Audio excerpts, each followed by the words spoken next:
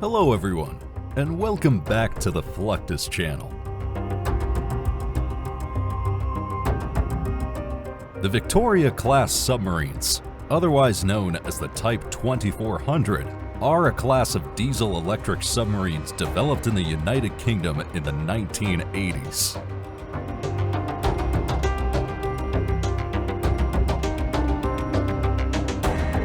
Some of the most unique Victoria-class submarines of the Canadian Navy are the HMCS Cornerbrook, the HMCS Windsor, and the HMCS Chicoutimi. Each of these submarines is 70.3 meters long overall, with a beam of 7.6 meters and a draught of 5.4 meters. Moreover, all three submarines are powered by a one-shaft diesel-electric system. These submarines were originally developed for the Royal Navy. However, the Canadian Navy acquired them from the United Kingdom from time to time. The lead ship of the Victoria-class submarine is the long-range HMCS Victoria submarine.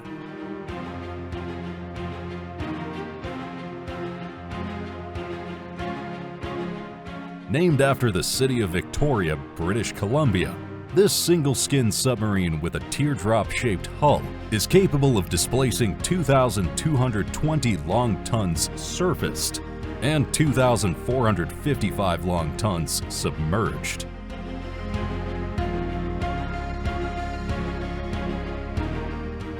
The HMCS Victoria was originally built for the Royal Navy and served under the designation of HMS Unseen, S41.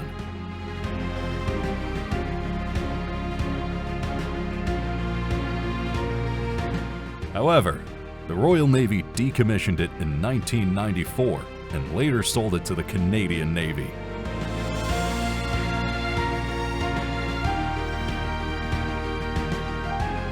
HMCS Victoria is a renowned ship that participates in naval exercises worldwide.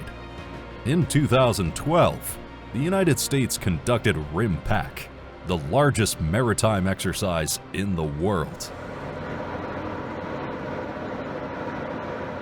This exercise featured 42 ships, including the aircraft carrier USS Nimitz, 6 submarines, 200 aircraft, and 25,000 personnel from 22 nations. During this exercise, the HMCS Victoria fired a Mark 48 torpedo into a ship, causing it to sink into the ocean immediately.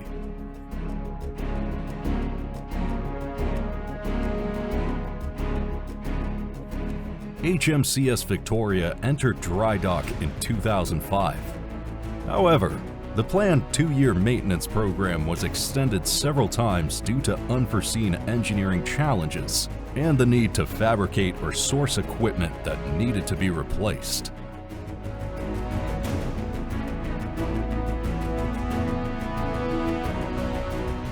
In 2011, the submarine was finally undocked after being in the graving dock for 5.5 years.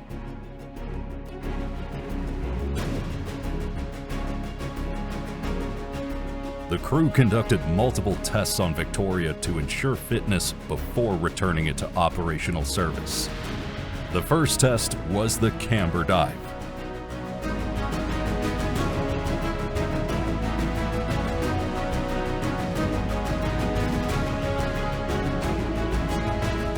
After the camber dive, the crew set sail to carry out multiple other tests to ensure the submarine was safe to operate at sea. The Sea Training Group, which responds to disasters such as fires, floods, hydraulic bursts, and electrical failures, conducted an exercise to verify the crew's ability for damage control.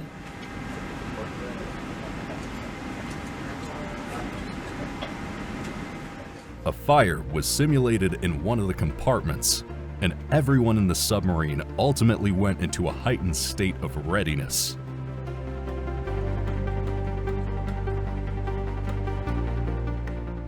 Two members dressed in red vests proceeded to the scene to extinguish the fire using firefighting appliances.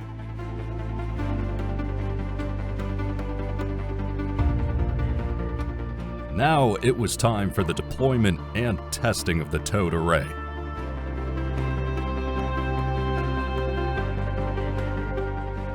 This mile-long cable is packed with low-frequency acoustic sensors, and ships and submarines use it to detect sound at low frequencies.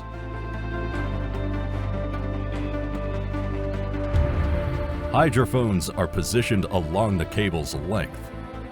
If anything is detected, the information is processed and displayed to sonar operators, who analyze it and classify the target and possible firing solutions.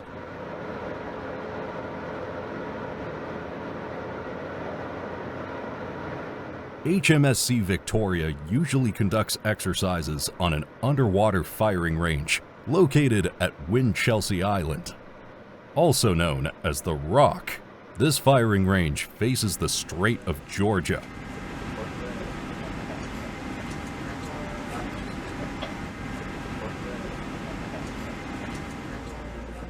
The exercises are conducted in a specified 3 to 5 miles wide and 15-mile long area in the Georgia Strait, known as Whiskey Gulf.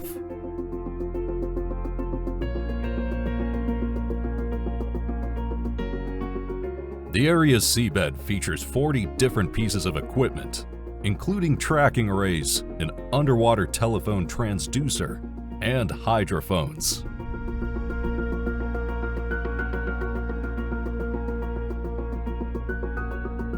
All instruments are connected to the Rock by underwater cables, where data is recorded, displayed, and monitored in real time.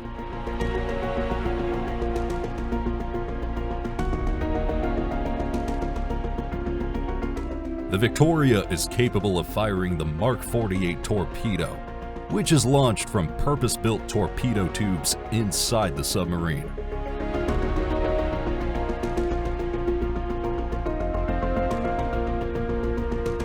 When its 300-kilogram warhead hits the target, the resulting effect is devastating to say the least.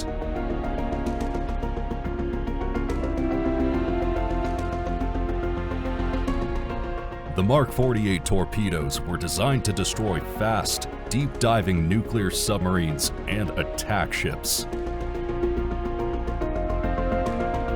These torpedoes operate with or without wire guidance and active or passive acoustic homing.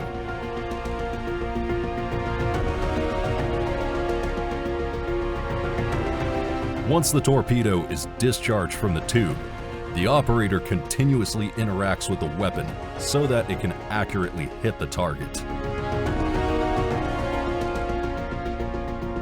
Moreover, these torpedoes can conduct multiple attacks if the target evades the first strike.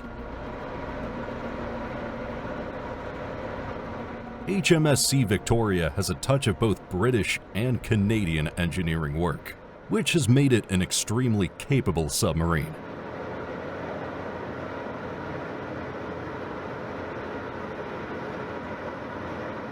Its unique shape, battery power, and anechoic tiles make it extremely hard to detect.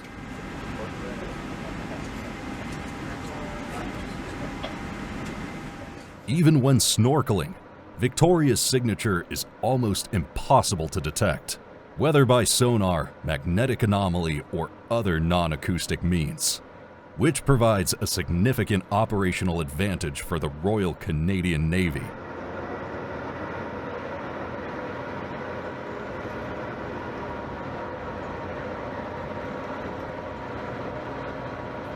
In addition to submarines, the Canadian Navy has extraordinary surface vessels for maritime patrol.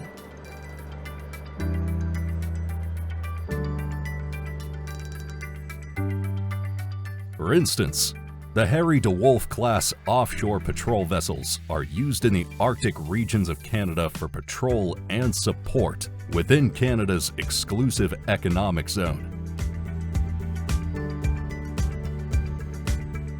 The ship is 103.6 meters long overall, with a beam of 19 meters.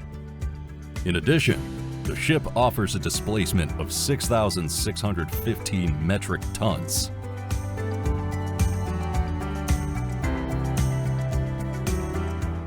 The enclosed foredeck of this vessel protects the machinery and workspaces from Arctic climates. It has an operational range of at least 6,800 nautical miles at 14 knots in open water and an endurance of 120 days.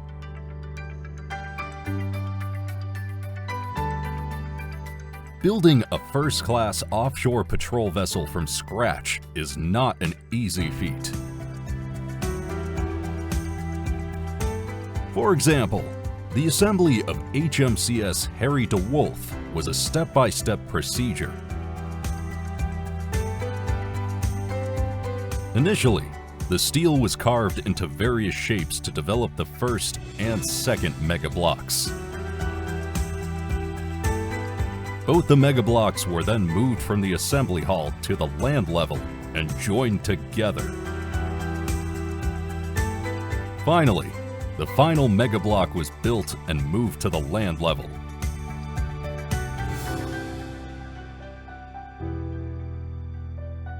Soon after connecting the last mega block, the ship conducted successful builder's trials and was delivered to the Royal Canadian Navy.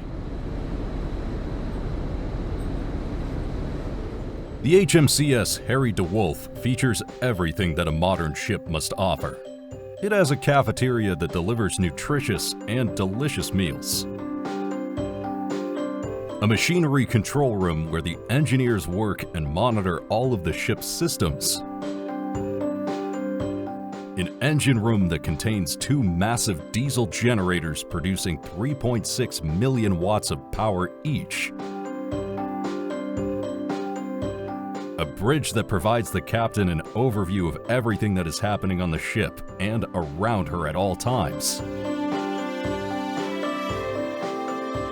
a gun deck that features a 25mm gun capable of firing a variety of ammunition, a quarterdeck with a 3-ton and 20-ton crane, which allows the crew to move cargo boats and even vehicles on and off the ship.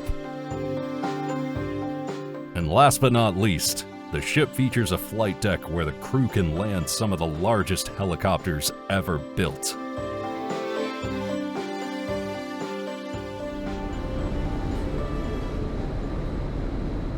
Nearly 40% of Canada's land mass is considered Arctic. Hence, it operates 21 of the world's 110 icebreakers.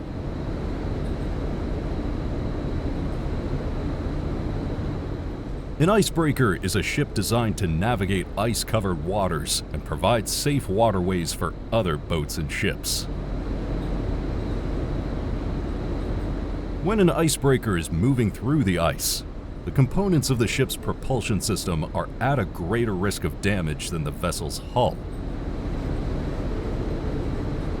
Therefore, the ability of an icebreaker to propel itself onto the ice, break it, and clear the debris from its path successfully is essential for its safety. For this reason, an icebreaker has a bubbler system located in the ship's hull, which consists of compressors that push air out through the holes in the side of the ship. These air bubbles provide lubrication for the side of the ship and keep a gap between the ship and the ice around it, making proceeding through the ice easier for the ship. The stealthy, isolated operations of the Victoria-class submarines and the surface vessels visible, versatile operations highlight the unique challenges and strategies of modern naval warfare.